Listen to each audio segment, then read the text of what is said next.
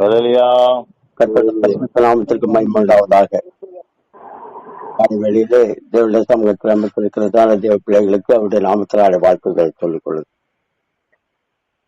நாம் வாசித்த யாத்திராகமம் 30ஆம் அதிகாரத்திலிருந்து ஒரு சில காரியங்களை நாம் தியானிக்க இருக்கிறோம். கர்த்தர் உதவி செய்வாராக. நாம் வாசித்து வரும் வேத பகுதிகளிலே ஆசரிப்பு கூடாரம் எப்படி அமைக்கப்பட வேண்டும், அதன் பணிமூட்டுகள் எப்படி எல்லாம் செய்யப்பட வேண்டும், கர்த்தருக்கு ஊழியம் செய்ய யார் யாரெல்லாம் நியமிக்கப்பட வேண்டும், அவர்கள் எவ்வாறு இருக்க வேண்டும், அவர்கள் உடுக்கும் உடைகள் யாரால் செய்யப்பட வேண்டும், அந்த உடைகளில் என்னென்ன காரியங்கள் எல்லாம் விசேஷமாக வைக்கப்பட வேண்டும் என்று எல்லா காரியங்களையும் தேவாதி தேவன் தன் வாயின் வார்த்தையால் மோசையிடம் சொல்லி வருகிறதாய் நாம் வாசித்துக் கொண்டு வருகிறோம். இந்த அதிகாரத்திலே தூபம் காட்டுகிற தூப பீடம் செய்யும் முறையை பற்றி சொல்லுகிறார். இந்த தூப பீடம் எங்கு இருக்க வேண்டும், அதில் எப்போதெல்லாம் தூபம் காட்டப்பட வேண்டும் என்று சொல்லிக் கொண்டு வருகிறார். அடுத்தபடியாக இஸ்ரவேல் புத்திரரை கணக்கு பார்க்கும்படி கட்டளையிடுகிறார். அதாவது அவர்கள் எண்ணும்படியாக சொல்லுகிறார். அப்படி அவர்கள் எண்ணப்படும் போது அவர்கள் மத்தியில் வாதம் உண்டாகாதபடி எண்ணப்படும் சமயத்தில் ஒவ்வொருவரும் தன் ஆத்துமாவிற்காக மீட்கும் பொருளை கர்த்தருக்கு கொடுக்க வேண்டும். எண்ணப்படுகிறவர்கள் யாவரும் பரிசுத்த ஸ்தலத்துக்கு மீட்கும் பொருளாக அரை சேக்கல் கொடுக்க வேண்டும் என்று சொல்லுகிறார். மேலும் ஆசாரியர்கள் கழுவிக்கொள்ள தொட்டி ஒன்று செய்ய சொல்லுகிறார். பரிசுத்த தைலம், தூப வர்க்கம் இவையெல்லாம் எப்படி செய்யப்பட வேண்டும் என்பதையும் அங்கே சொல்லிக் கொண்டு வருகிறார். தூப வர்க்கமும் பரிசுத்த ஸ்தலமும் மனுஷர்கள் உபயோகிக்க கூடாது என்று, அது மிகவும் தேவனுக்கு பரிசுத்தமானது என்றும், அதை உபயோகிப்பவன் ஜனத்தில் இராதபடி அறுப்புண்டு போவான் என்பதாயும் இந்த அதிகாரத்திலே சொல்லி முடிக்கிறார். தியானத்துக்காக எடுத்துக்கொண்டதான வசனம் 12, 13, 14 வசனங்களை வாசிக்கிறான். நீ இஸ்ரவேல் புத்திரரை அவர்கள் இலக்கத்தின்படி கணக்கும் பார்க்கும் பொருட்டு அவர்களை எண்ணும் போது அவர்களுக்குள்ளே ஒரு வாதை உண்டாகாதபடிக்கு அவர்களில் ஒவ்வொருவரும் எண்ணப்படும் சமயத்தில் தன் ஆத்துமாவுக்காக கர்த்தருக்கு மீட்கும் பொருளை கொடுக்க கடவன்.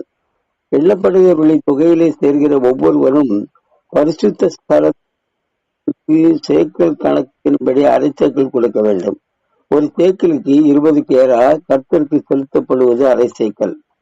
எண்ணப்படுகிறவர்களின் தொகையிலே சேர்கிற 20 வயது முதற்கொண்டு அதற்கு மேற்பட்ட ஒவ்வொருவரும் அதை கர்த்தருக்கு செலுத்த வேண்டும் என்று சொல்லப்பட்டிருக்கிறது. இது என்ன இதற்காக இந்த சேக்கல் அரை சேக்கல் செலுத்தப்படுகிறது என்றால், தங்கள் ஆத்துமாவிற்காக இந்த மீட்கும் பொருளை, அதாவது ஆண்டவருக்கு கொடுக்கிறார்கள். ஆத்துமாவிற்காக தாங்கள் அழிவை நின்று வாதையிலிருந்து தப்பிக்கொள்ளும்படியாய் எண்ணப்பட்ட யாவரும் மீட்கும் பொருளாக அரை சேக்கல் கொடுக்க வேண்டும் என்று தேவன் கட்டளையிடுகிறார். இந்த மீட்கும் பொருளான அரை சேக்கல் 20 வயது நிரம்பியவர்கள் யாவரும் கொடுக்க வேண்டும். இது தங்கள் ஆத்மாவிற்கு பாவ நிவர்த்தி செய்யும்படியாய் கர்த்தருக்கு காணிக்கையாக செலுத்தப்படுகிறது. இதில் பணக்காரன் என்றோ ஏழை என்றோ யாரும் இல்லை. எண்ணப்பட்ட யாவரும் தங்கள் ஆத்மாவின் பாவ நிவர்த்திக்காக மீட்கும் பொருளை அரை சேக்கல் கர்த்தருக்கு அதை கொடுத்தே ஆக வேண்டும். இந்த பாவ நிவர்த்திக்காக ஜனங்களிடத்தில் வாங்கும் மீட்கும் பொருளான இந்த அரை சேக்கல் பணம் பரிசுத்த ஆசரிப்பு கூடாரத்தின் திருப்பணிக்காக செலுத்தப்பட வேண்டும் என்பதாக சொல்லப்பட்டிருக்கிறது. வேறு செலவினங்களுக்காக அது கொடுக்கப்படவில்லை. அந்த மீட்கும் பொருளான அந்த அரை சேக்கல் பணம் ஆசரிப்பு கூடாரத்தின் திருப்பணிக்காக, அதாவது ஆசரிப்பு கூடாரத்திலே வேலை செய்யப்படுகிறதான பணிமூட்டுகள் வேலை செய்ய அந்த பணிகளுக்கு மட்டும் அது செலுத்தப்பட வேண்டும். இது கர்த்தருடைய சந்நிதியில் உங்கள் ஆத்துமாவிற்காக பாவ நிவர்த்தி செய்யும்படியாக ஒரு ஞாபகக்குறியாக இருக்க வேண்டும் என்பதாக தேவன் கண்டிப்பான ஒரு கட்டளையை இங்கே கொடுக்கிறார். அதாவது பாவ நிவர்த்தி செய்வது என்பது ஒரு மாறாத கட்டளையாக இருக்க வேண்டும் என்பதாக சொல்கிறார். இது பழைய ஏற்பாட்டு காலத்தில் தேவன் தம்முடைய ஜனங்களுக்கு கொடுத்த ஒரு மாறாத கட்டளை.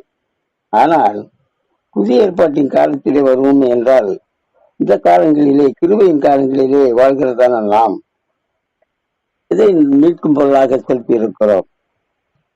கண்டிப்பாக மனிதனாக பிறந்த எல்லாருமே மீட்கும் பொருளாக ஒன்றை தேவாதி தேவனுக்கு செலுத்த கடமைப்பட்டு இருக்கிறோம். இந்த காலங்களிலே நாம் மீட்கும் பொருளாக இதை செலுத்தி இருக்கிறோம். நம்முடைய பாவங்கள் நிவர்த்தி செய்யப்படும்படியாய் நாம் பரிசுத்த ஸ்தலத்திற்கு, அதாவது தேவாதி தேவனுக்கு மீட்கும் பொருளாக நாம் எதை செலுத்தி இருக்கிறோம்? நம்மை பாவத்திலிருந்து இரட்சிக்கும்படியாக, நமக்கு பாவ நிவாரணம் ஏற்படும்படியாக, நமக்காக நாம் செலுத்த வேண்டிய மீட்கும் பொருளை தேவாதி தேவனாகிய இயேசு மீட்கும் பொருளாக மாறி நம்மை பாவத்திலிருந்து மீட்டார். அல்லேலூயா. இஸ்ரவேல் எண்ணப்படும் போது அவர்கள் மத்தியில் வாதம் வந்து அவர்கள் அழிந்து போகக்கூடாது என்பதற்காக மீட்கும் பொருளாக அரசியல் கொடுக்கப்பட்டது போல இந்த நாட்களிலே நம்மை காக்கும்படி நமக்கு மீட்கும் பொருளாக இயேசு தம்முடைய ஜீவனையே தந்தார். மத்திய 20:28 வசனத்தை வாசிப்பீர்கள் என்றால், அப்படியே மனுஷகுமாரன் ஊழியம் கொள்ளும்படி வராமல் ஊழியம் செய்யவும் அநேகரை மீட்கும் பொருளாக தம்முடைய ஜீவனை கொடுக்கவும் வந்தார் என்று வாசிக்கிறோம். அப்படியானால் நாம் பாவத்தில் இருந்து மீட்கும்படியாய், நமக்கு ஒரு பாவ நிவர்த்தி செய்யும்படியாய் நமக்காக தேவாதி தேவன் மீட்கும் பொருளாக தம்முடைய ஜீவனை கொடுத்தார். சிலுவையிலே தம்முடைய ஜீவனை தந்து நமக்கு மீட்கும் பொருளாக, அவருடைய மீட்கும் பொருளான இரத்தத்தாலே நாம் மீட்கப்பட்டு இருக்கிறோம். இதுல ஏழை பணக்காரன் உயர்ந்தவன் தாழ்ந்தவன் என்று இல்லாமல் எல்லோருக்காகவும் மீட்கும் பொருளாக தன் ஜீவனை தந்தார். 1 தீமோத்தேயு 2:4-5 வசனங்களை நீங்கள் வாசிப்பீர்கள் என்றால், எல்லா மனுஷரும் ரட்சிக்கப்படவும் சத்தியத்தை அறிகிற அறிவை அடையவும் அவர் சித்தமுள்ளவராய் இருக்கிறார். தேவன் ஒருவரே, தேவனுக்கும் மனுஷருக்கும் மத்தியஸ்தரும் ஒருவரே. எல்லோரையும் மீட்கும் பொருளாக தம்மை ஒப்புக் கொடுத்த மனுஷனாகிய கிறிஸ்து இயேசு அவரே. இதற்குரிய சாட்சி ஏற்ற காலங்களில் விளங்கி வருகிறது என்பதாய் வாசிக்கிறோம். அப்படியானால் நம்மை மீட்கும் பொருளாக, நம்மை மீட்கும்படி தேவாதி தேவன் ஆகிய இயேசு நமக்கு நம்ம சிலுவையிலே இரத்தத்தை சிந்தி நம்மை மீட்டுக் கொண்டார். இஸ்ரவேல் ஜனங்கள் பணத்தினால் மீட்கப்பட்டார்கள்.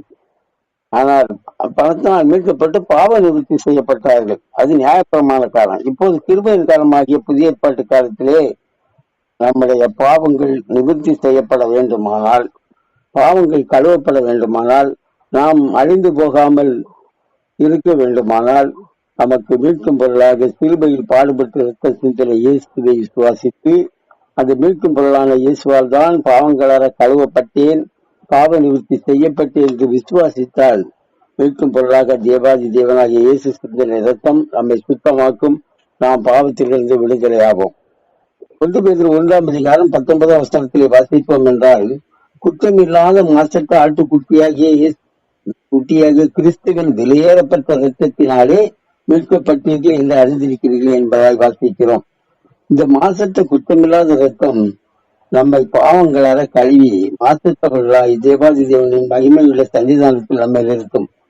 தேவ ஜனங்கள் அரசேக்கள் பணத்தை மீட்கும் பொருளாக செலுத்தி பாவ நிவாரணம் பெற்று வாதையின்றி நீங்கி பிழைத்தது போல, இந்த காலங்களிலே நாம் தேவனுடைய வெளியேறப்பட்ட இரத்தத்தினால் மீட்பை பெற்று பாவ உலகத்திலிருந்து மீட்கப்பட்டு அவருடைய சன்னிதானத்தில் மகிழ்ச்சியோடு காணப்பட, நமக்காக மீட்கும் பொருளான இயேசுவின் மேல் விசுவாசம் வைத்து அவர் வழி நடப்போம்.